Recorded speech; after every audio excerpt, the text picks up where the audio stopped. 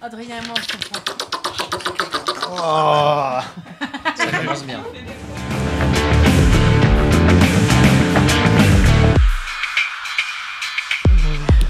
Bonjour à tous et bienvenue sur le podcast.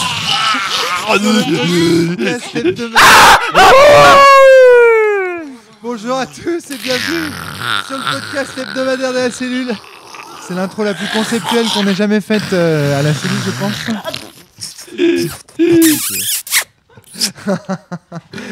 Aujourd'hui, on va tester un jeu qui s'appelle My Centipede Boyfriend, un jeu donc de Aorabel. On est d'accord là-dessus ? J'ai oublié les règles dehors, je vais les chercher. Tu rigoles.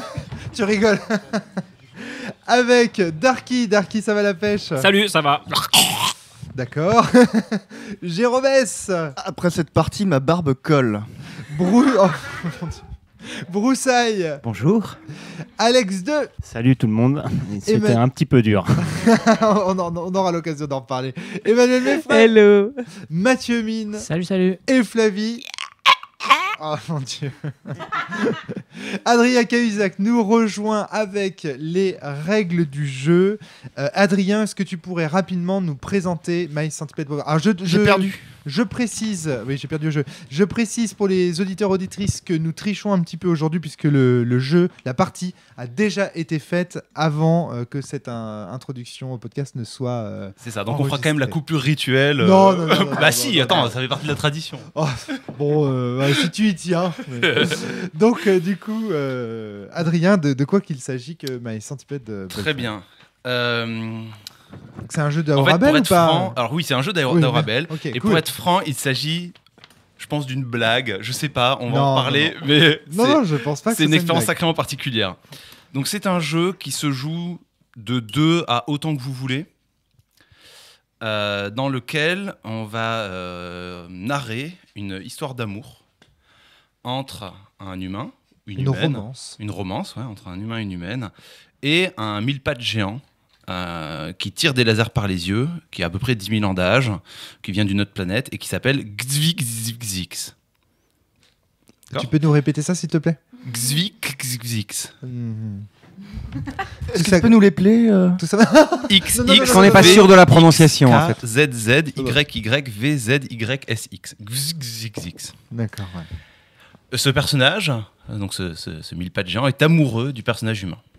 Ils sont en relation amoureuse. Donc les deux personnages, ils ont une on joue romance. dans ce C'est contenu fictionnel. C'est ça. C'est un ver cosmique, un centipède cosmique géant et un être humain. Quand t'as expliqué ça, moi j'avais en tête des extraits de ce truc japonais où t'as une sorte de truc qui fait des bruits affreux, qui devient le conseiller pédagogique. C'est dans les vidéos montré parmi les vidéos d'Antoine Daniel, je crois. Ça. Ouais, en gros, c'est un film japonais où t'as une sorte de truc immonde qui fait des bruits Dans le affreux. délire qui de devient On s'imagine conseiller. très bien des Japonais Et derrière ça. du coup, oui, moi j'avais ça en tête quand t'as expliqué ça. Moi j'avais juste en tête, c'est marrant, La Belle et la Bête. Juste tout simplement, référence Alors, française. mais la bête est vraiment bon. Oui, alors une bête catégorie très au-dessus, quoi. inhumaine. Ah, quoi, bah, mais- la bête est badass, Non, quoi. mais Là, vraiment, je suis le seul à penser au hentai quand j'entends ça. Oui, pourquoi Au quoi Sans déconner, je veux dire, sais pas ce que c'est. le nombre de hentai dans lequel il y a des xénomorphes qui attaquent. Est-ce que tu peux nous expliquer ce que c'est qu'un hentai, Le Romaric hentai, donc c'est un style d'animé Je connais pas du tout, japonais, on va dire à caractère Pornographique. sensuel, pornographique, érotique. Ça dépend donc de voilà. Donc le hentai c'est la version papier et donc il y a des animés hentai dont moi personnellement je suis très friand et parce que moi je lis pas, je sais pas lire. Je sais pas lire. le Personne n'en japonais. lit autour de la table et personne ne sait ce que c'est. Voilà, d'accord, ok. Bon, bah alors, donc, je vous explique. Et donc, du coup, il y a un style de hentai dans lequel, effectivement, toutes ces charmantes demoiselles ou damoiseaux sont en relation directe avec des races xénomorphes, voilà, et dont des relations sexuelles avec elles, régulièrement, etc. Il, elle. Et je trouve ça très bien. Voilà. À titre personnel. Mais tu sais, des balles seules, si ça marche autant, c'est qu'il y a une raison. Voilà. Sauf qu'on s'en défend, non, je ne sais pas ce que c'est. Non, de toute façon, tu ne trouveras rien dans mon historique. Ça marche très bien en dessin animé, mais sitôt qu'on passe à la 3D, parce que maintenant il y a une espèce de délire de passer les animés hentai en 3D, c'est-à-dire en vrai 3D de jeux vidéo, là ça devient vraiment très très glauque. Et j'ai eu l'occasion de voir ce type de... Mais je suis désolé. Tu vas dans des conventions très étranges, Romaric. Écoute, et si tu sais, si je fais du jeu de rôle, je peux faire beaucoup d'autres choses. Je confirme. On se retrouve pas avec Sens Renaissance d'un film pornographique en fréquentant des rôlistes. Je veux dire, voilà. J'aime bien la pornographie. Mais... Dans la continuation de la présentation, ce mille-pattes géant qui tire des lasers par les yeux a aussi des mauvaises habitudes. Notamment, il mange des humains, il essaye de conquérir le monde. Il a quelques colères en lui, quoi, donc il se fait suivre, mais tout va bien. Et donc, pendant la partie, on va jouer des scènes du point de vue de l'humain ou de l'humaine, et pour narrer des scènes quotidiennes de leur romance. Ça peut être aller au supermarché, rencontrer les parents de l'un ou de l'autre, aller au cinéma en couple. Des scènes tout à fait standards. Vous imaginez votre vie de couple, ou vos vies de couple passées, pas de problème, c'est ça, sauf que le partenaire, c'est un mille-pattes géant. Mais sinon, tout est pareil.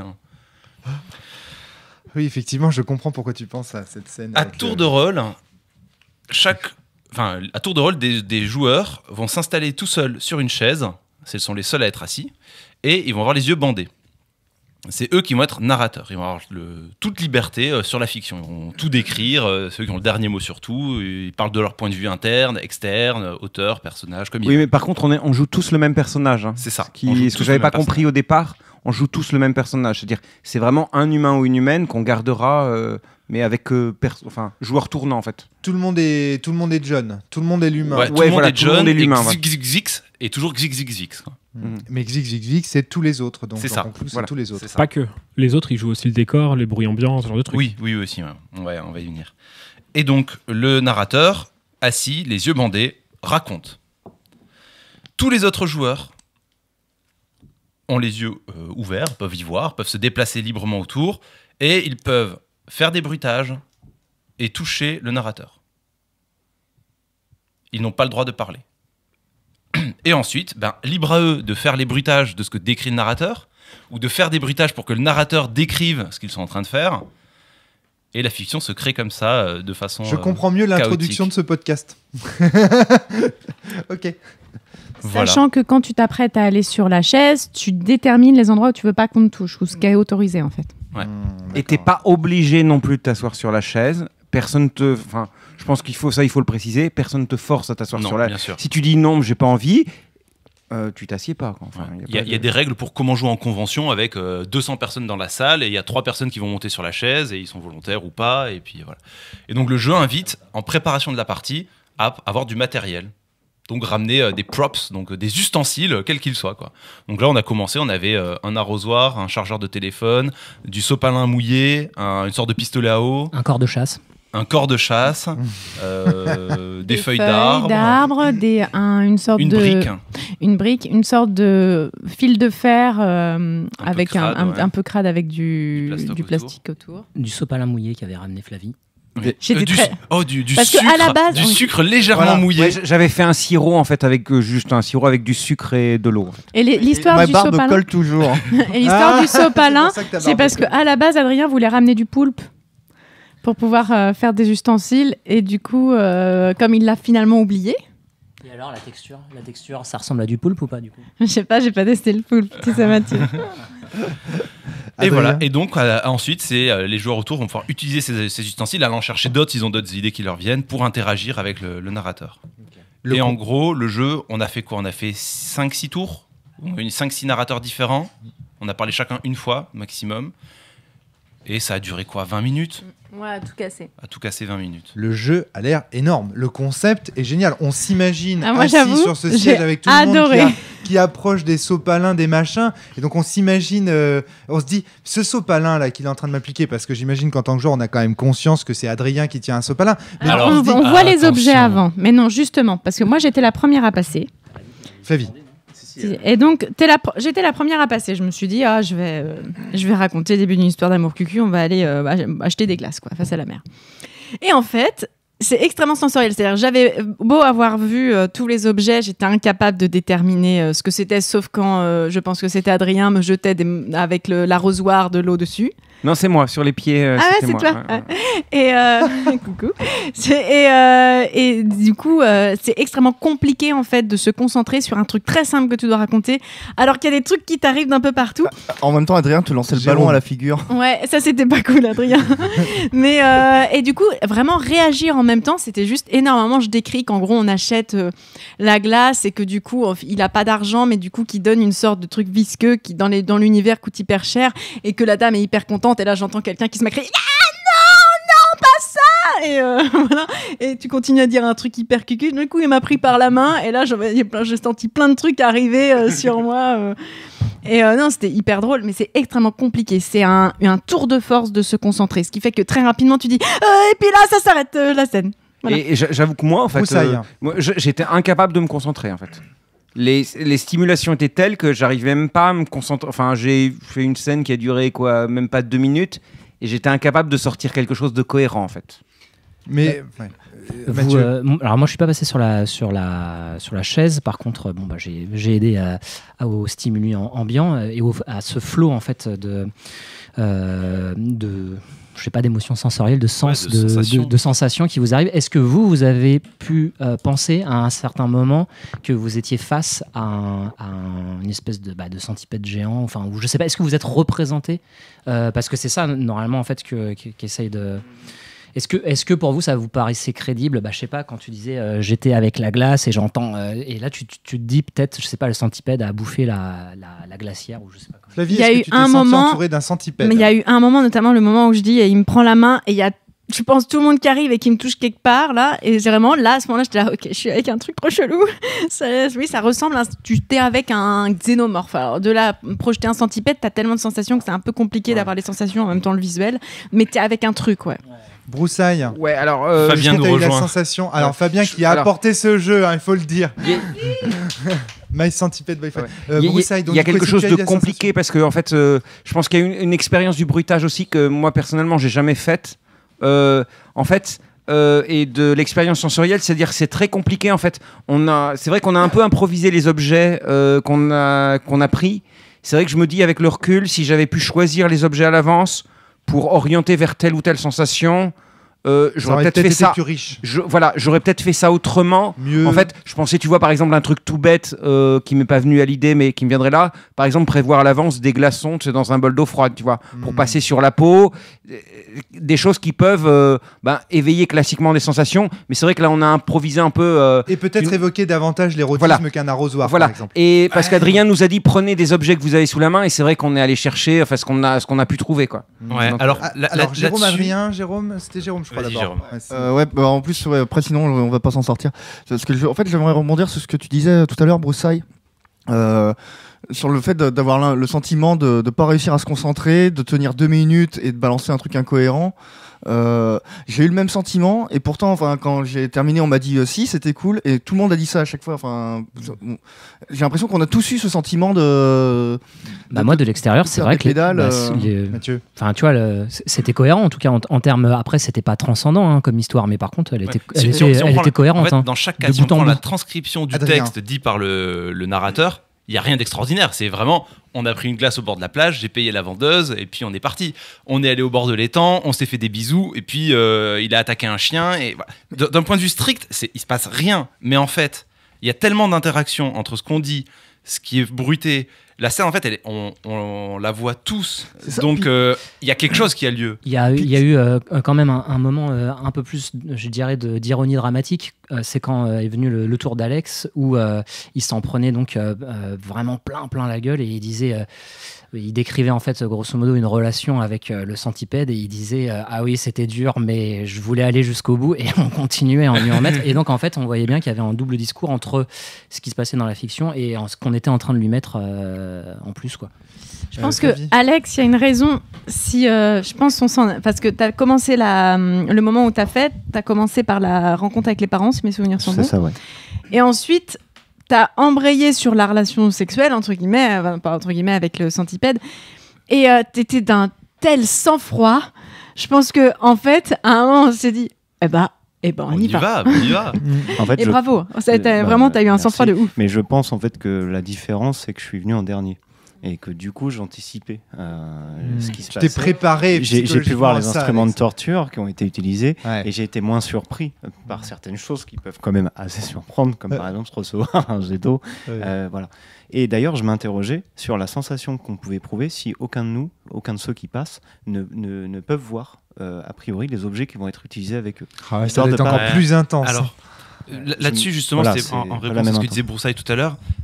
C'est un jeu, techniquement, Adrien. je pense qu'on peut y jouer sans accessoires, en fait. Hein. Les accessoires, c'est des petits bonus, mais les bruitages qu'on peut faire avec la bouche, le fait de pouvoir tourner autour, donc faire un bruit près de l'oreille, loin, pouvoir hurler, pouvoir surprendre, pouvoir faire courir les doigts sur le bras, sur le cou de l'autre. Les doigts sur le bras, je crois que ça a été le pire, étonnamment. Bon, pour moi. En fait, on peut faire énormément de choses. Les accessoires, c'est des petits bonus, en fait. C'est pouvoir faire des bruits texturés, des autres choses. C'est intéressant. C'est pas ça, le cœur. Le cœur, en fait, c'est que... Enfin, moi, c'est comme ça que je le voyais quand j'étais l'humain. Les yeux bandés, c'est qu'en fait... Je ne voyais pas le mille pattes pour une raison très particulière, c'est que dans la fiction, je m'imaginais les yeux fermés, en fait. Parce que... Alors déjà, moi-même, j'avais les yeux fermés, mais en plus, il y a une telle surcharge qu'on... Enfin, je pense qu'en fait, on est typiquement le personnage dans Cthulhu qui a perdu toute sa sanne et qui vit sa vie comme s'il y avait rien autour. Enfin, c'est vraiment. En fait, Broussaille. oui, j'ai l'impression, alors je sais plus si c'est le terme technique, mais j'ai l'impression que chacun, quand vous êtes passé, alors j'étais peut-être dans le même état, on est dans un état c'est la fibrillation, non, je crois, où tu sais, c'est comme quand t'as froid, tu sais, où tu commences à un peu trembler, te recroqueviller un peu sur soi. J'ai l'impression qu'on était tous dans ces états un Il y a peu. peut-être un peu de ça. Moi, moi, je me sens un petit peu différent là-dessus, mais je pourrais en reparler. Vas-y, Alex. Ça va être Alex bizarre à Budget. dire, mais au bout d'un moment, c'était presque excitant. Ah non, mais ça ne m'étonne oui, pas non, du mais tout. Tout en sang-froid. Mais en même temps, ce Je qui est le dis, hein, rigolo, parce c'est que que c'est pendant comme ça que je suis tout le jeu, parce que tu es passé en dernier, tu avais une position, même pendant l'utilisation des outils et toucher les autres, tu étais extrêmement en retrait en fait. C'est comme si tu avais analysé tout ce qu'on avait fait, que tu t'es dit, ok, donc je vais sentir ça, je vais sentir ça, je vais sentir ça. Et puis voilà quoi. Enfin, t'as vraiment analysé le truc. Oui, en Moi, fait, quand je suis passée, j'avais rien analysé. C'était. Ah ouais, complètement. Alex. En fait, j'y suis même allé parce que je me suis dit, ça a l'air vraiment, pour le coup, si je voulais rester spectateur au début, mais pas à cause de la sensation de la personne assise. Ça, au contraire, ça m'intéressait beaucoup. Et je pense même que c'est le cœur du jeu. Et effectivement, je rejoins ton avis, Adrien, sur le fait que, effectivement, c'est pas l'objet qui va définir l'expérience de jeu. Je suis d'accord. C'est vraiment la place et l'interaction avec les autres. Les yeux fermés, effectivement, ça fait beaucoup de choses. Jérôme. Moi, je confirme ce côté. Donc, comment tu disais, Broussaille, la fibrillation, ou je sais pas. Enfin, ce côté, l'impression d'être assis au milieu je sais pas, d'une place et d'être sous la pluie et de devoir attendre. Et à un moment, enfin moi vraiment, j'ai eu le sentiment d'être paralysé, vraiment. Et j'ai arrêté de parler. Je sais pas combien de temps, mais dans ma tête, ça a paru super long. Et vraiment, et il y a un côté où on hésite et on est là, non, et s'il vous plaît, faites que ça s'arrête. Yamete Kudasai. Mais grave. C'est marrant mais- parce mais que oui. tu disais que tu connaissais pas les animés, mais justement, il y a souvent. Mais j'ai ce un genre roux de à côté de choses. moi. Hein. Non mais alors, et c'est marrant parce que oui, Oh, c'est et rigolo. c'est venu tout seul. Et c'est vrai que le jeu nous a jamais dit faites du Yamete Kudasai, mais enfin moi Et en puis tout cas, je me moi, suis retrouvé pour à en le faire coup, naturellement. quoi. Moi, c'était plus le rire nerveux. Et oui, il fait ça avec la vendeuse. Alors, oui, j'ai une comparaison que j'aimerais faire qui est que. Ah, encore une comparaison. Non, non, ça va pas être foireuse. C'est qu'en fait, ce jeu ressemble beaucoup, en tout cas sur le premier passage, au jeu d'impro de théâtre sur le travail de la confiance. Notamment on se met en cercle, il y en a un au centre, les yeux bandés, et il va se laisser tomber, les autres doivent le ramasser. Et en fait, le ramasser, l'empêcher de tomber, le retenir, le faire osciller un peu autour de la position. Et en fait, ce jeu a un peu la même chose, c'est-à-dire qu'en fait, tant qu'on n'est pas passé, qu'on a la théorie du jeu, on est toujours un peu flippé, un peu étrange. Mais en fait, une fois qu'on y rentre en sachant un peu ce qui nous attend, qu'on l'a déjà fait, moi, l'ayant déjà fait, je savais à quoi m'attendre. Donc en fait, j'y allais complètement confiance. Je suis en confiance, c'est-à-dire, ok, je vais avoir des trucs dessus, de l'eau, du machin, mais des bruits, mais c'est pas grave. En fait, je suis avec des amis, ça va bien se passer. Ça va bien se passer, Au ouais. pire, je vais sursauter à un moment donné parce que quelqu'un va hurler, mais voilà. Et donc ma position en tant que narrateur était différente, c'est que moi j'ai eu l'impression d'avoir une position assez différente de la vôtre, c'est que j'ai été beaucoup plus acteur.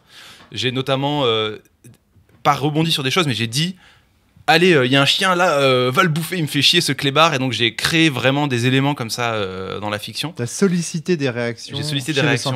Et ça, en fait, je pense que c'est le fait d'y avoir déjà joué qui m'a permis de le faire. T'es proactif. C'est une question. Enfin, là aussi, on est tous passés qu'une fois. Donc peut-être au deuxième passage, vous auriez eu cette proactivité parce que vous saviez où vous mettiez les pieds. Il y a une sorte d'apprentissage du jeu. Ouais, juste, c'était un point négatif, mais c'est pas pour dire que le jeu m'a pas plu ou quoi que ce soit. C'est qu'en fait, au départ, on présente un 1000 pattes géant qui lance des lasers par les yeux, qui tue des humains et qui est multimillénaire, quoi que ce soit. Et je pense que, parce que le jeu demande beaucoup de choses, je pense qu'on s'est limité surtout, à part toi, mais parce que tu as déjà joué, on s'est limité beaucoup, c'est un 1000 pattes géant. Le côté qui lance des lasers, qui tue des humains, on est un peu allé vers là, et puis qui est multimillénaire. Je pense que là, il y a... Après, ça fait hyper vendeur comme ça, parce que ça fait un pitch d'enfer, mais c'est vrai que j'ai l'impression qu'il y a un peu... Alors, je pense pour que la première pour souligner l'étrangeté. Il y a un peu de surcharge d'informations, alors qu'un 1000 pattes géant, je me dis, ça en soi...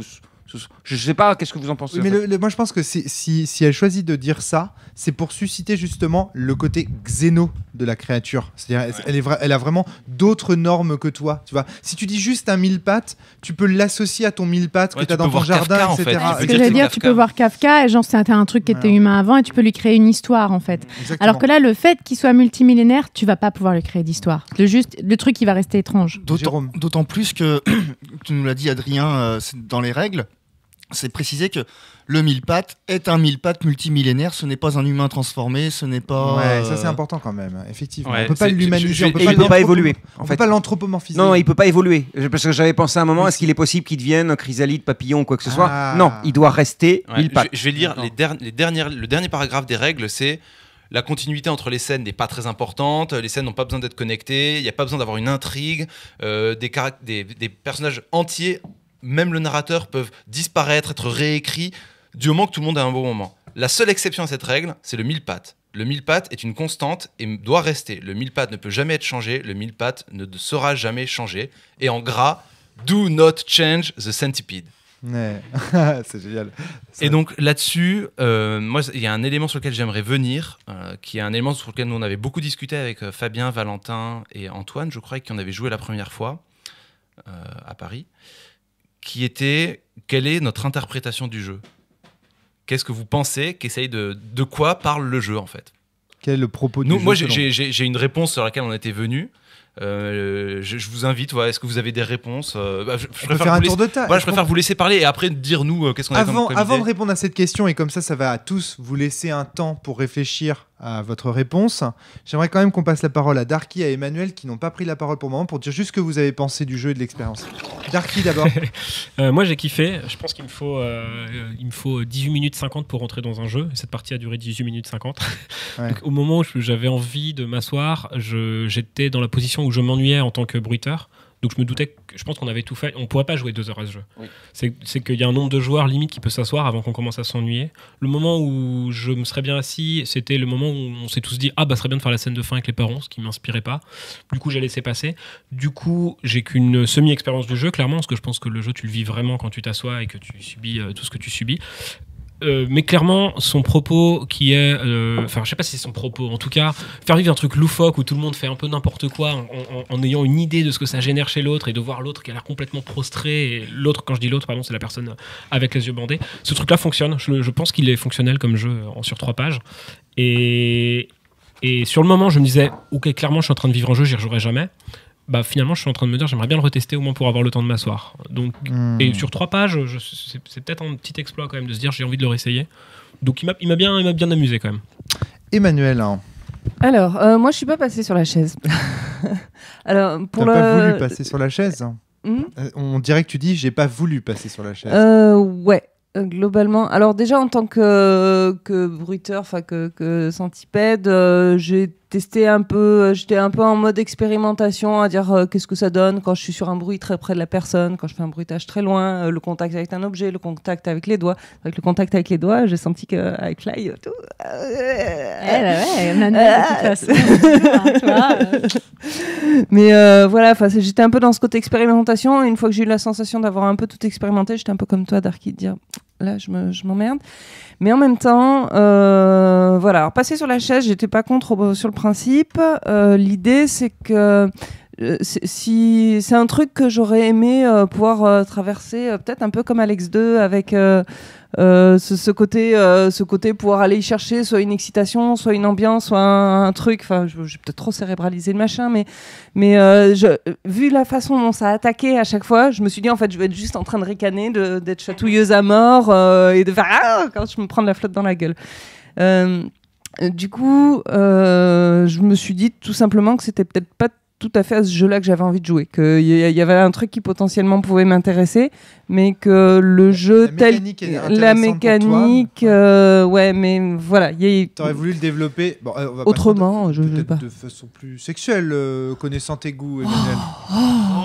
Non mais c'est vrai, même pas forcément. Alors oui, ça aurait pu. Alors t'aimes bien l'érotisme, t'aimes bien ce genre de choses. Je suis très branché érotisme. Après du coup, s'il avait fallu l'orienter érotisme, je l'aurais pas fait dans le jardin, peut-être pas à 8 et peut-être pas avec des pistolets à eau, avec des pistolets à eau et des ballons en mousse et des corps. Il y a quand même un potentiel érotique énorme dans ce jeu. Il y a un potentiel érotique, il y a un potentiel d'ambiance aussi, ce côté planant qu'on peut avoir quand en théâtre ou en impro, on se met vraiment dans un truc et où on rebondit, parce qu'Adrien il dit rebondir pour construire l'histoire, mais il y a un moment où ça peut devenir vraiment que ça fasse naître une émotion et que du coup tu verbalises cette émotion, tu vois, enfin vous voyez ce que je veux dire, vraiment être dans quelque chose qui deviendrait où tu essayes de te mettre dans une espèce de transe. Moi ce que je viens de voir me donne envie d'un jeu comme ça, avec ou sans érotisme, voilà, que ce soit en ambiance ou en érotisme.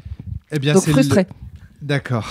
C'est le grand moment de faire ce tour de table et d'interroger les gens autour de cette table. À votre avis, quel est le propos du jeu ? Et j'ai envie de commencer par Adrien. C'est toi qui poses la question, c'est toi qui vas y répondre le premier. Très bien. Bah, nous, tu voulais en parler, Jérôme ? C'est ce que je proposais, mais... tu voulais le faire en dernier à la base ? C'est juste que proposais, toi, t'avais déjà réfléchi. Je serais curieux d'avoir votre opinion. D'entendre ta réponse, ça va nous permettre aussi de savoir qu'est-ce que tu entends, qu'est-ce que ta question sous-entend et qu'est-ce que tu veux nous dire. En fait, nous, la remarque qu'on s'était faite, c'est que déjà, c'est une relation de couple avec un mille-pattes qui tue des gens, qu'on ne pourra jamais changer le mille-pattes, qui sera toujours là dans cette relation de couple. Pour nous, c'était assez explicitement une relation très dysfonctionnelle, voire même abusive. Abusive. Et en fait, ça passe par plein de choses. C'est que le narrateur parle tout seul. Le centipède, lui ne fait que des bruits et le dialogue est à sens unique. Le fait qu'il y ait une certaine violence, parce que malgré tout, les règles disent, je le reformule, le seul moment où on parle du consentement, du toucher, c'est prévenez tout le monde, quiconque que ça soit pour être le narrateur sera probablement touché. Donc discuter brièvement de où on peut les toucher et comment ça serait approprié. Utiliser le common sense, donc le bon sens pour savoir. Voilà. Et en cas de doute, rester aux bras et aux épaules. Il n'empêche on a décidé des choses, mais malgré tout, c'est très très compliqué dans le feu de l'action de savoir si oui ou non tout le monde l'a respecté, s'il n'y a pas des choses qu'on a faites. Typiquement, Fly avait dit pas les cheveux. J'ai utilisé le pistolet à eau, je lui en ai mis dans les cheveux. Bon, c'est que de l'eau, tout ça, mais il n'empêche qu'il y a une forme de situation où on est dans une tension qui peut être très très très très grave en fait. Hein. Donc mais je pense que le dispositif est assez clair là-dessus quand même. Alors oui. Bien sûr, mais dans beaucoup de situations abusives aussi, hein, c'est que oui, t'es dans une situation abusive, tu sais que t'es dans une situation abusive, mais t'es prisonnier. Flavie, tu veux intervenir ? Moi, je veux absolument intervenir après ça parce que je pense qu'en fait, tu rates quelque chose du jeu. En fait, moi, ce jeu, il m'a fait penser, je sais pas si vous avez déjà vu le film Histoire d'eau, un film érotique des années 80, hyper connu. Et moi, en fait, le propos, c'est le même en fait qu'Histoire d'eau. C'est-à-dire, c'est quelqu'un qui, au début, en fait, on pense que ça va être quelqu'un totalement soumis et qui va prendre. En fait, la personne est soumise, mais c'est elle qui garde le contrôle en fait de la narration. Et dans le film Histoire d'eau, la nana qui est soumise, en fait, elle va finalement prendre le contrôle sur les relations sadomasochistes qu'elle a. Et en étant la soumise, en fait, va prendre le contrôle sur l'intégralité des gens autour d'elle. Moi, j'ai trouvé que ce jeu, en fait, permettait par l'exploration de la sensualité, tout en étant totalement soumise, en fait, de t'obliger à prendre le contrôle, voire même à un moment de dire stop, mon histoire est finie. Moi, je pense qu'au contraire, c'est un jeu qui te pousse à apprendre à dire stop. Et qui te pousse, en fait, à prendre dans une position de soumis, qui te pousse à dire non, je ne suis pas soumis, je garde le contrôle de la narration, je vais être capable de réagir à ce qui se passe autour et de dire stop, maintenant c'est fini. Et ça, c'est hyper fort. Jérôme? Ah bah non, mais juste bravo. Tu applaudis des deux mains cette analyse, tu es d'accord avec Fly. Broussaille. Oui, je rejoins Flavie. Il y a un truc pour moi, enfin, dans le BDSM, c'est le soumis qui décide, de base. Enfin, ouais. C'est quelque chose que tu comprends en faisant du BDSM. C'est-à-dire que il n'y a pas besoin d'en avoir fait des années. Quand tu es assis sur la chaise, tu sais très bien que c'est toi qui es en contrôle. Parce que l'autre peut faire des trucs, mais il est toujours obligé de se dire est-ce que là, je vais pas contre le truc? Alors que celui qui est sur la chaise, il peut dire stop à tout moment. Enfin, il peut terminer la scène à tout moment. Et il peut, donc, ce qui convient, refuser un geste. Et il peut se permettre des remarques parce qu'il parle. Il est le seul à avoir la parole. L'autre peut pas dire est-ce que là, j'ai fait quelque chose de mal ou quoi que ce soit. Donc, ceux qui sont autour sont obligés de se contrôler. Celui qui est en position d'être soumis se contrôle pas. Donc on est vraiment dans... C'est le soumis qui maîtrise la relation. Il y a une façon aussi d'exclure l'autre parce que c'est ma relation, c'est moi qui décide. Et en fait, je parle des sentiments de l'autre. Parce que finalement, les sentiments qu'éprouve le centipède, le mille-pattes, c'est moi qui décide de quel sentiment il éprouve. Et je reviens à l'inspiration Belle et la Bête, ça m'a fait aussi penser à ça. Dans La Belle et la Bête, c'est l'histoire de la belle, c'est pas l'histoire de la bête. Et donc on est vraiment pour moi dans le... Enfin, on parle de sa relation à soi. Après, voilà, j'ai l'impression que le centipède, il est là, mais c'est un peu le grand absent de... Il peut que se manifester de la façon la plus... c'est lui qui a le mauvais jeu, qui est celui qui peut le moins s'exprimer en fait. Il s'exprime comme il peut en fait. Est-ce que Adrien puis Manu, parce que Manu avait demandé la parole. Est-ce que le passage où tu as été tétanisé, c'est pas le centipède qui a gagné, tu vois, qui t'a... Il a dit stop. Ouais, mais il a pu dire stop. Ouais, bien sûr. Ouais. Manu. Moi, je trouve ça assez hallucinant parce que, sur le spectacle qu'on est en train de bosser là, c'est exactement, ça fait partie des trucs qu'on traverse et ça fait partie du coup des discussions qu'on a eues il y a 2 jours. Qu'est-ce que c'est que ce spectacle? Poésie érotique, des textes érotiques qu'on a écrits, qu'on met en scène et que du coup on joue format 1 heure face à un public adulte, mais 0 nudité, 0 acte sexuel, etc. Voilà, pour remettre un peu dans le contexte. Tout passe par la parole et puis quelques jeux de scène. Bah voilà, là ça y est, il existe. En vrai. Et du coup, il y a eu un gros débat à la fin et qui a repris exactement les positions de Flavie et Adrien, d'une nana qui elle avait connu des relations abusives et qui parlait de soumission et qui voyait cette soumission comme quelque chose de malsain, de destructeur et qui d'ailleurs nous reprochait que nous, la femme soit en position de soumission dans le spectacle alors qu'elle aurait aimé voir l'homme soumis, etc. Et en fait, au fil du discours, ce qui s'est dévoilé, c'était cette différence-là entre ce qu'elle appelle soumission, qui est effectivement une soumission psychologique et ce dont parle notamment Broussaille, qui est ce jeu de soumission. Et du coup, moi, je mets toujours jeu de soumission avant. Tant pis pour ceux qui perdent au jeu. Et je te coupe juste. La situation qu'a vécue, enfin, je vais être clair, là, c'est mon côté un peu militante, mais elle n'a pas vécu une relation de soumission, cette femme. Elle a vécu une relation d'abus. C'est un abus sexuel. La soumission... c'est quelque chose de volontaire, de consenti. L'abus sexuel, c'est quelque chose qui est ni consenti, ni volontaire. Hein. Oui, ou même sans que ce soit... la soumission, là, c'est le sens que tu donnes aujourd'hui. Dans le cadre du BDSM. Soumettre, c'est se mettre sous quelqu'un. Se mettre soi-même. Est-ce que tu te soumets parce que tu es en totale liberté de tes décisions? décisions? Tu peux soumettre quelqu'un. Alors oui, après, enfin, il y a d'autres... Je comprends la distinction que tu veux apporter. Je comprends tout à fait la distinction, mais je dis attention, ça reste des questions de vocabulaire. Aujourd'hui, c'est vrai qu'on va employer, dans le cas précis d'une femme qui a vécu... C'est un abus, et on est d'accord. On va pas dire que la femme a vécu, c'était pas une femme soumise. Pour moi, c'était une femme abusée, en fait, qu'on soit vraiment clair. Parce que finalement, quand dans le cadre sexuel, BDSM, ou même des choses beaucoup plus soft, tu dis je suis en position de soumission, c'est pas je suis pas une femme soumise, c'est je me mets dans un jeu potentiellement à certains moments en position de soumission. Et c'est aussi là qu'on a un énorme pouvoir par rapport à celui qui prend la position de dominant. C'est qu'en fait, à chaque nouvelle séance, à chaque nouvel instant, on est encore en train de redéfinir. Je te donne tant de soumission, donc je te donne tant de pouvoir sur moi. Je peux en reprendre, on peut revenir en arrière, je peux aller plus loin, on peut avoir une gradation et tout. Et en fait, ça demande au dominant d'être énormément à l'écoute de façon à justement ne jamais dépasser, sinon le jeu s'arrête. Et voilà. Et là, peut-être ce qui manque un peu entre les... Enfin, le fait que certains d'entre vous, finalement, se soient retrouvés prostrés, à des fois à la limite de dire stop sans trop savoir si arrêter ou pas arrêter... comment dire, peut-être que pour qu'on rentre vraiment dans un jeu et qu'on puisse y faire apparaître quelque chose de sensuel et d'érotique, peut-être qu'un poil plus d'écoute et de finesse dans on va plus loin, on va moins loin, je sais pas. Flavie.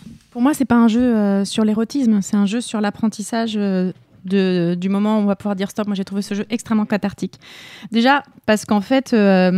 on sait que si on dit stop, les autres vont arrêter naturellement. Donc c'est vraiment le jeu qui va te dire, où tu vas être obligé de te dire pourquoi est-ce que je veux continuer, pourquoi je veux arrêter. Et d'ailleurs, j'en prends pour preuve le fait qu'à chaque fois, quand on était en train de parler, on se retrouvait à expliquer pourquoi on continuait ou pourquoi on voulait être avec le centipède, alors que le moment où on dit stop n'a pas besoin d'explication. On dit juste j'arrête et ça s'arrête.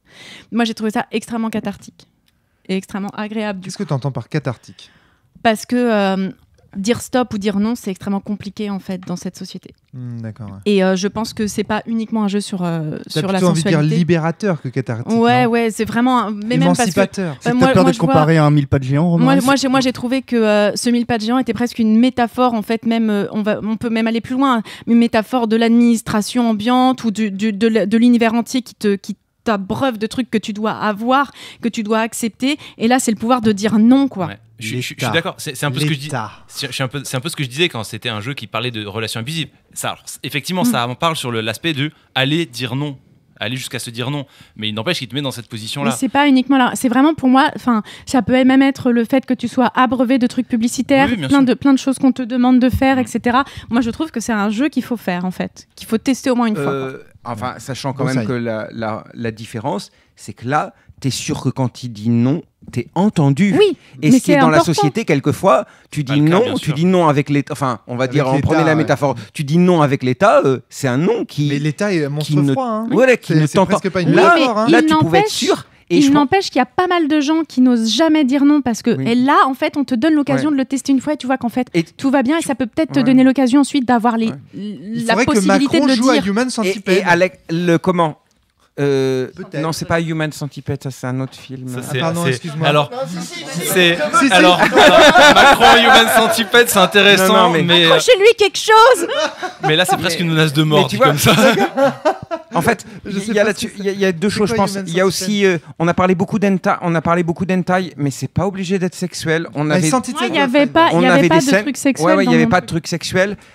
Et je sais que par exemple la dernière scène, alors qu'il était je pense en contrôle parce que c'était le dernier, enfin Fly et moi on est passé les premières, donc c'est vrai que ça on sait pas trop à quoi s'attendre, mais quand Alexandre II est passé en dernier, il était en contrôle et on voyait qu'en fait il avait envie de continuer. Il y a plein d'indices, il dit c'est sale mais j'ai envie de... Et en fait il verbalise en plus à chaque étape son consentement, c'est-à-dire c'est sale mais continue, tu vois. Donc, c'était important justement que la personne qui a les yeux bandés, c'est elle qui parle et pas l'autre. Nous, on aurait pu dire, non, on a envie d'arrêter, mais en fait... c'est vrai qu'on n'a pas précisé que Enfin, si, on a précisé, mais il faut rappeler que le centipède n'a pas le droit d'exprimer des propositions verbales. Le centipède a le droit de mettre fin à une scène. Si jamais, oui, bien sûr, les joueurs autour, si jamais ils sentent que la scène dure trop longtemps, etc., ils peuvent arrêter. C'est même plus que ça. Tous les autres joueurs n'ont pas le droit de parler une quelconque langue. même si un autre humain, tu sais, on peut jouer le décor, on peut jouer autre chose, mais on peut pas jouer des personnes qui parlent. Les personnes qui parlent, tu vas faire des. Ouais, d'accord, ok. Alex, tu voulais parler? Oui, ce qui me semble intéressant, c'est la façon dont les rôles vont s'échanger entre le protagoniste et le centipède, enfin l'environnement, les autres joueurs, pour décider de l'orientation de l'histoire, de la fiction. Parce que en fait, j'ai le souvenir sur mon histoire d'avoir fait évoluer un peu en quittant les parents pour une relation interdite dans la forêt avec le centipède. Mais je n'ai plus le souvenir de savoir si c'était vraiment mon entre guillemets libre arbitre ou les bruits, la pression sociale, bon, relative, hein, mais bon, ou les bruits, l'influence des autres. Et là, il y a une ambiguïté en fait. Nous, la partie qu'on avait fait avec Fabien, Antoine et Valentin. Il y avait plein de situations où on allait genre chez le psy, mais en fait les bruits de centipèdes qui arrêtaient pas de dévorer des humains faisaient que en fait pour le narrateur c'était obligé de considérer que en fait la plupart des personnages humains mouraient en fait dans la fiction, et donc le centipède isolait complètement l'humain. Enfin c'était donc cette forme de le centipède a quand même un pouvoir sur l'humain et quand même très présente et peut être très présente selon comment ça se joue. Donc ici on a une vision presque idyllique de la relation. Les parents, a priori, sont encore en vie. Il y a juste une vendeuse de glace qui s'est fait bouffer. Moi, ça m'évoque aussi des œuvres comme King Kong, par exemple. La Belle et la Bête, tu disais tout à l'heure, Broussailles. Mais c'est quand même toujours la personne qui en contrôle, donc la personne assise, qui décide qu'ils sont bouffés ou pas. Il n'y a pas, pas d'injonction du centipède. Bien sûr. Même si on entend des cris d'humains, c'est peut-être des cris de peur, c'est peut-être des gens. Enfin, quand on a fait crier les parents parce que Alex. Ah si, c'est ça, c'est Alex. Alex 2. Excuse-moi, nous a dit les parents ont peur et réagissent mal. Et c'est vrai qu'on a eu des cris de parents. Il aurait pu dire bah voilà, le centipède, le mille-pattes dévore les parents. Mais enfin, ça n'a pas été évoqué, en fait. Hein. On aurait pu dire que les parents se réfugient ou quoi que ce soit. Il n'y a pas d'injonction. Hein. Très intéressant. Jérôme en fait, on n'en a pas le droit, si j'ai bien compris les règles. On est censé jouer des scènes de romance et de vie quotidienne et d'amourette, quoi. Avec un mille-pattes géant qui tire des lasers par les yeux. Oui, donc, mais t'es pas censé jouer Blair Witch, le face caméra, en train de dire « Pardon papa, pardon maman, il va me tuer maintenant, je le sais, il arrive !» T'es pas censé jouer ça, quoi. Oui, mais la seule chose qui n'a pas le droit de changer dans la fiction, c'est le centipède. Du coup, ça peut changer. Oui, mais on a joué vachement romantique, je trouve. Oui, c'était chouette. Je lui ai fait à manger. Ouais, carrément. En même temps, alors je sais pas si c'est dans les règles où tu nous l'as dit, il va voir un psy et il essaye de changer. On nous dit dans la base. Ouais. Donc c'est pas un tueur sanguinaire, il tue mais enfin non, je sais pas. Il en fait peut-être pas exprès. C'est un tueur sanguinaire mais qui aimerait bien changer. Ben oui, voilà, il y a un cyclope, peut-être que ses yeux tirent des lasers naturellement. C'est la Belle et la Bête, hein, je veux dire, il a l'air effrayant au départ, mais en fait, il peut peut-être rien, quoi, en fait.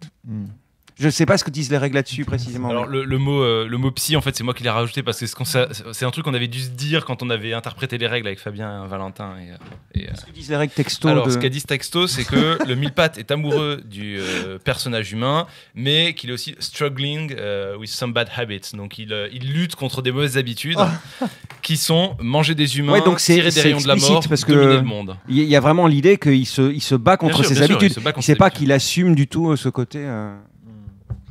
Très bien.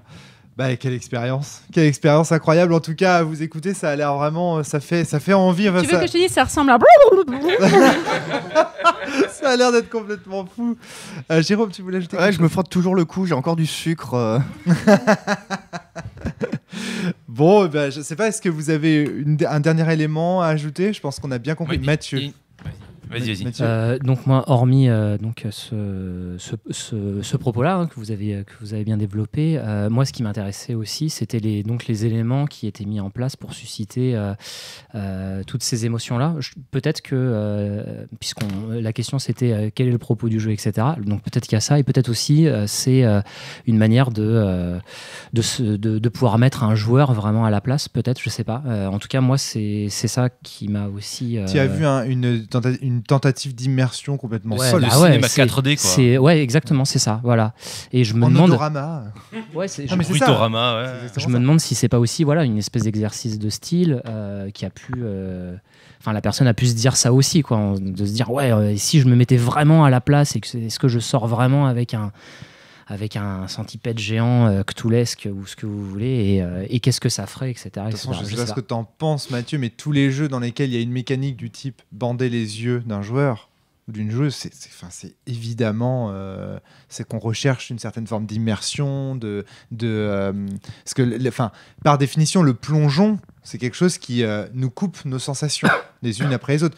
J'ai entendu parler de cette expérience des pompiers de Paris qu'on avait plongé dans un bassin en combinaison. Pour l'idée, c'était qu'évidemment, ils puissent avoir le moins de sens possible. Ils avaient le nez bouché, les yeux fermés, les oreilles. Je pense qu'il y a du bleed, la volonté, c'est de.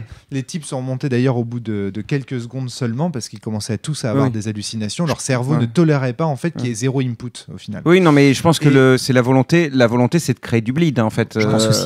Donc dès qu'on ferme les yeux, on est dans un jeu qui pousse justement à une certaine forme de concentration, donc d'immersion et compagnie en rapport Exactement, avec...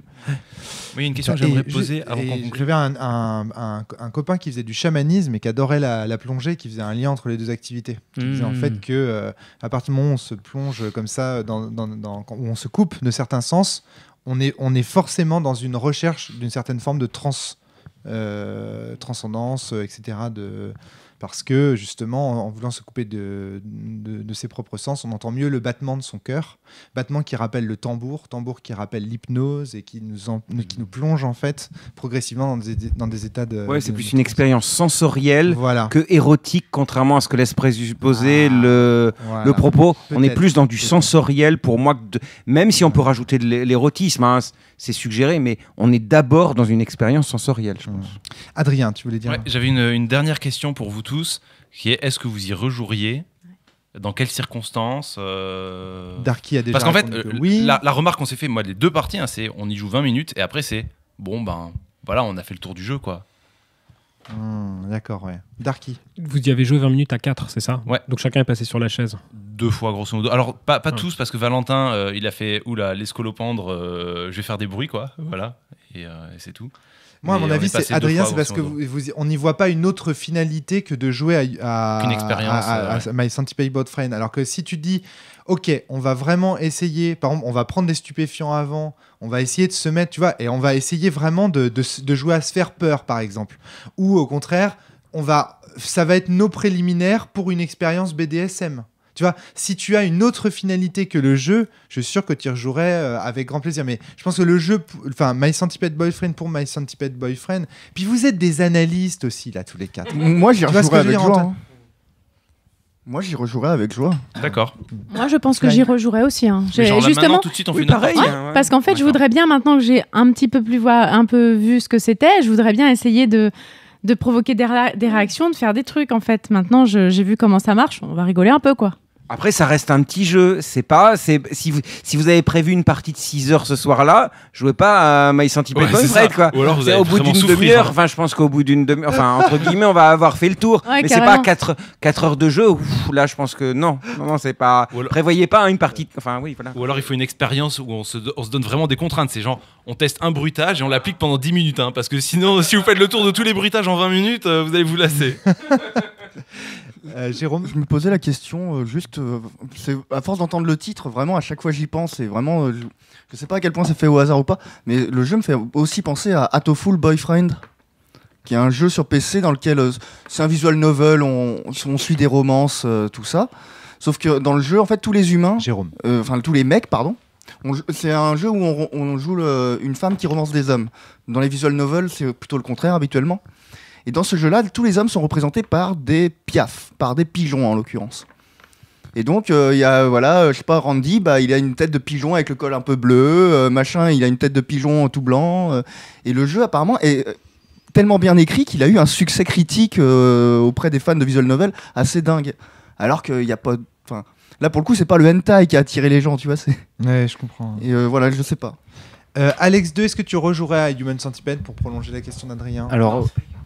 Alors moi, j'ai C'est pas Human Centipede, hein, vraiment.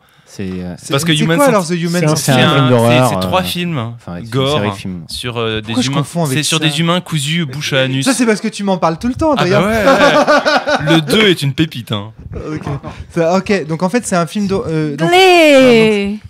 c'est le Human Centipede, c'est le mot centipède, hein, mais il y a seulement le mot mille pattes. The Human Centipede, c'est un film d'horreur. C'est là que ma dyslexie apparaît au grand jour. C'est-à-dire qu'à chaque fois je fais des confusions dans les titres et je m'en excuse, désolé pour Aurabel. Donc on parle bien de My Centipede Boyfriend. Est-ce que tu rejouerais à My Centipede? En tout cas pour Trémonde, effectivement, j'y rejouerai au moins une fois parce que j'ai quelques curiosités. J'aimerais légèrement modifier le dispositif juste pour tester, éventuellement avec d'autres personnes. Qu'est-ce que tu as envie de modifier dans le dispositif? Alors, ce que je disais, par exemple, ne pas montrer les objets. Ah oui, d'accord. Même je m'interroge sur l'idée, ça changerait le propos, hein, mais sur l'idée de changer, décaler certains éléments on va dire, de la situation narrative.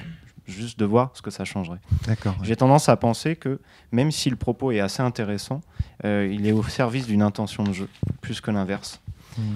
Et c'est pour ça qu'un centipède a été choisi, parce que ça suggère beaucoup de toucher, de quelque chose de tactile. D'accord. Donc c'est vraiment au service d'un dispositif de jeu, je pense. Voilà, donc voilà, cette curiosité-là. Puis sinon, même comme ça, avec d'autres personnes ou les mêmes. J'ai vu dans les règles, ils proposent d'y jouer en convention. Hein. Ouais. Donc genre il y a toute la foule et puis il y a 3 personnes et puis il y a de la sono, des confettis, des plumes et puis un carton d'accessoires prévu. Ça doit être assez spectaculaire. Ah ouais, ça doit être assez particulier. Ouais. En fait, je pense qu'en convention ça doit être assez malsain parce que c'est de l'humiliation publique. Je pense. Enfin, il y a plus que la fiction. Il y a tellement de spectateurs, les accessoires ça peut vite être débordant quoi.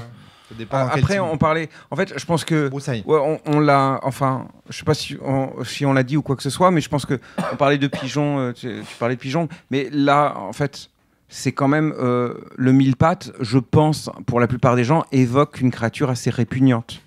Je pense qu'a priori, je sais pas. Moi, je suis peu venu en disant ah ouais, chouette, je kiffe les mille pattes quoi. Et je pense pas qu'on était là. Je pense que a priori, la plupart des gens, si on leur dit mille pattes, ça évoque plutôt la répugnance que. Oui, et puis les bruits qu'on a fait vont avec. Hein. Ouais. Donc, je pense que ça fait partie de l'expérience de jeu. Après. Je sais pas quoi dire de plus. C'est intéressant. Jérôme, moi, au contraire, c'est un jeu que je trouverais idéal pour les conventions. Je le trouverais pas malsain. Donc, vraiment, en tout cas, il peut l'être, mais je pense pas qu'il faut être sacrément confiance avec soi pour monter sur scène dans ces cas-là. Hein. Et pour aller sur la chaise. Ça dépend comment la personne qui anime. Tu sais pas qui y a dans la convention. Tu sais pas qui y a dans la convention. Tu sais pas s'il y a de la chantilly ou pas. Enfin, le sucre que je t'ai mis dessus, j'ai été gentil. J'ai essayé de viser autour de la bouche pour que tu puisses le lécher vite fait, sur les mains pour que tu puisses l'enlever.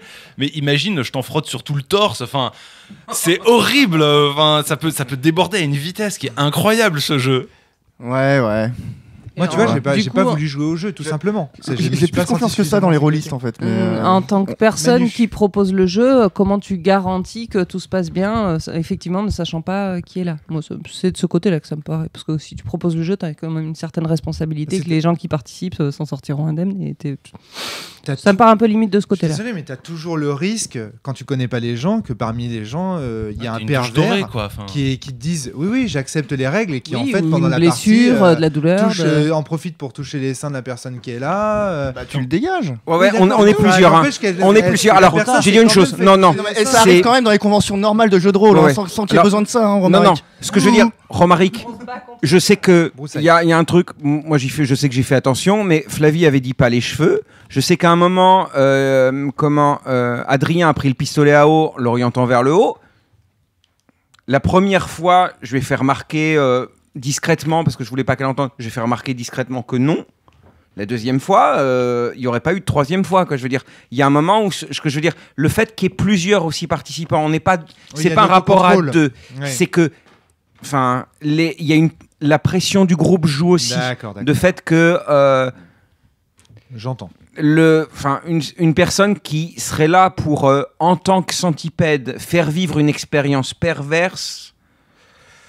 Je pense que il y a, non, mais on peut toujours imaginer que des gens. Mais non, mais je suis d'accord. Mais je pense qu'il y a un contrôle aussi. Possible. La personne dit stop aussi. J'arrête la scène. Oui, j'arrête. Mais quelque part, j'ai peur que, c'est un peu comme quand t'attrapes froid, quoi. Quand t'as froid, il est trop tard. Et quand tu dis stop, parfois il est déjà trop tard en fait. Le mal est fait. Et c'est ça qui me fait peur. Moi, j'ai pas voulu jouer à ce jeu justement à cause de ça. Je ne sais pas moi-même quelles sont mes limites en termes de toucher. Moi, je suis extrêmement pudique du corps, extrêmement pudique du toucher. Je vais vous dire rapidement, bon, pas le pénis, pas les cheveux, pas ceci, pas cela. Vous allez me toucher le bras et en fait, je vais me sentir extrêmement mal à l'aise. Et quand je vais dire stop, quelque part, il est déjà trop tard. Tu vois, il y a des trucs. En fait, ce qui est assez classique, c'est qu'on va penser au pénis, aux fesses, aux seins. Bah oui, mais normal. en fait, des gens qui ont vraiment joué vont dire comme Adrien, pas le doigt dans l'oreille, tu vois. Et ça, c'est un truc tout bête. Oui. Hein. Oui, mais c'est tout bête. Mais le doigt dans l'oreille, il y a des gens qui vont supporter très mal. Alors que on parle pas de pénis, on parle pas. Enfin, on est sur un orifice, mais on est sur quelque chose qu'ils pensent pas a priori. Ouais, mais quand tu as un peu d'habitude, il l'a dit tout de suite. Et en convention, parce tu peux que pas t'attendre à ce que les gens ils aient eu l'habitude de jouer à My Centipede Boyfriend. Quoi. C'est ça le problème. Alex 2. À l'inverse, je me demande ce qui peut se développer si on prend l'habitude de jouer à ce jeu plusieurs fois avec les mêmes personnes. Éventuellement en changeant la narration, mais juste en gardant les habitudes. Voilà, tout simplement. Manu, Mathieu, vous y rejoueriez? Mathieu, t'y rejouerais? Manu, t'y rejouerais? Ce serait la bifle, c'est ça? En l'état du jeu, non, mais je pense que du coup, il y a quand même un truc à aller chercher. Et, ouais, il y a peut-être un jeu à créer, quoi. Le jeu qui me plairait, j'ai plus qu'à le faire. Mathieu? Non, moi du coup j'y rejouerai pas. Non, mais par contre je me suis beaucoup amusé à faire le jeu, mais je pense en avoir fait plus ou moins le tour. Par contre, je reprendrais bien des mécaniques en termes. Ouais, c'est ça. C'était très fort.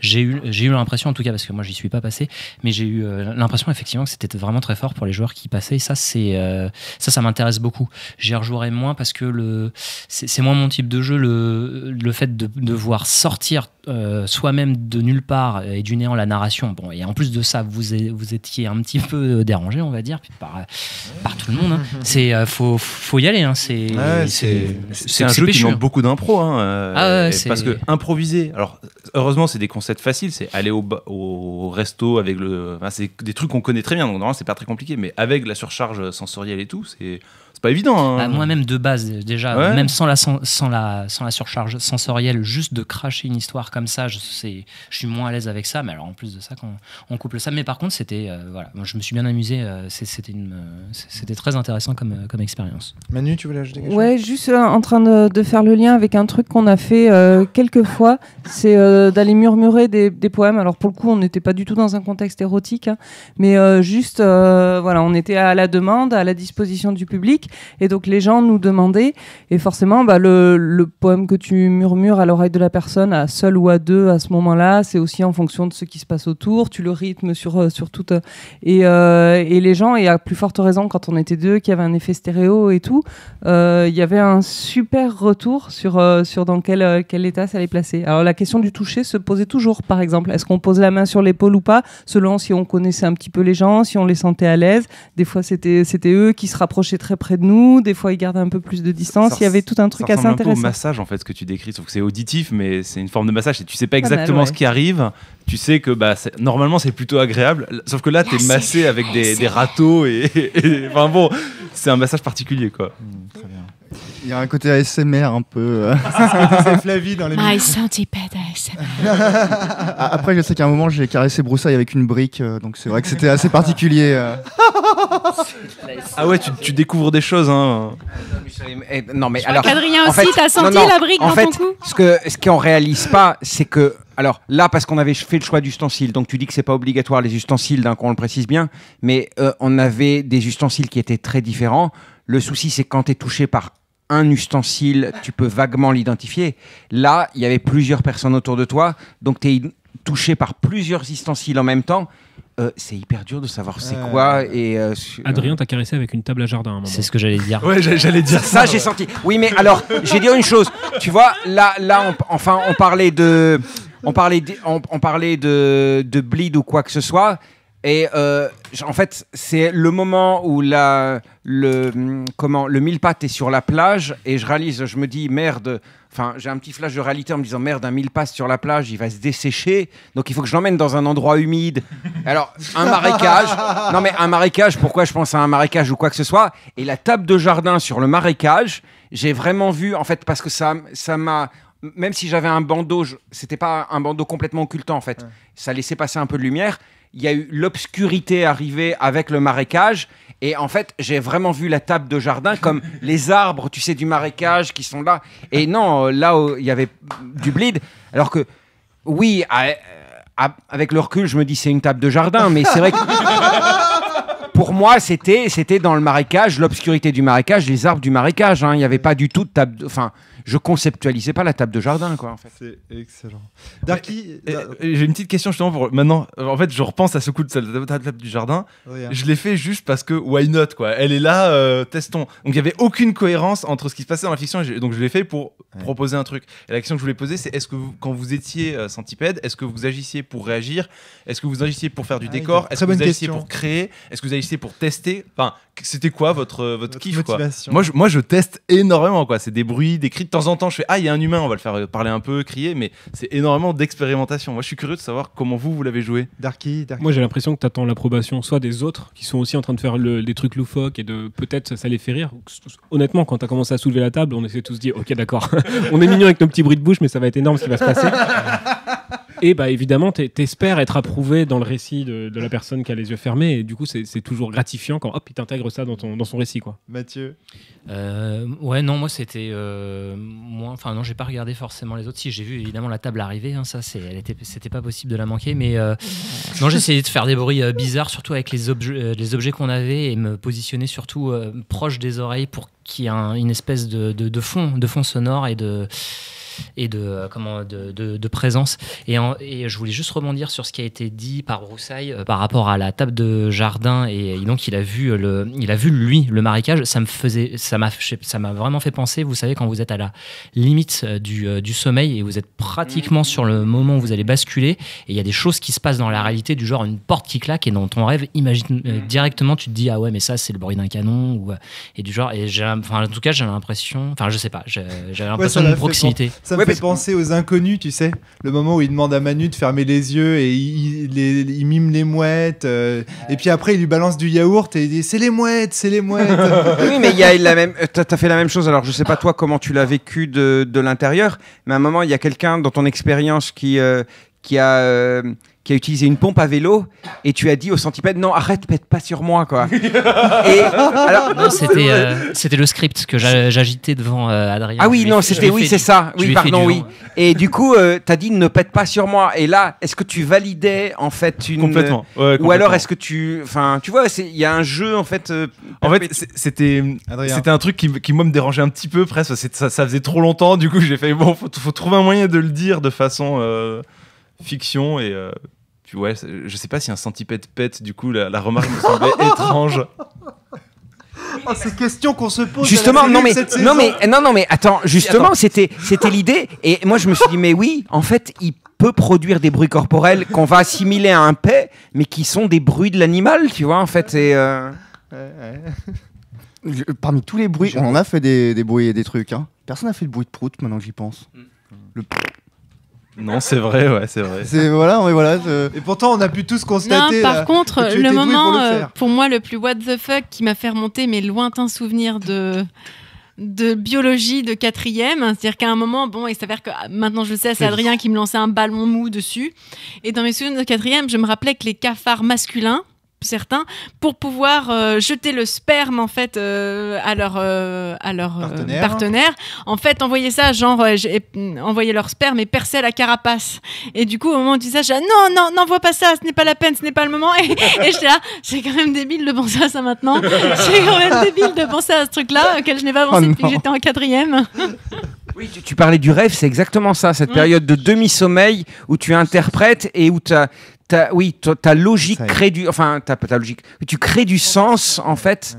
Tu justifies, en fait. Alors qu'il n'y a aucune logique derrière. Enfin, tu fais remonter des choses pour justifier. C'est ça. Logique de rétroaction. Très bien, très très bien. Merci à tous.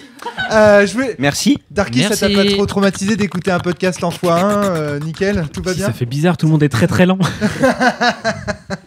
À très bientôt. Tout le monde. Merci Adrien. Salut. Gros bisous les auditeurs. Jouez bien. Salut.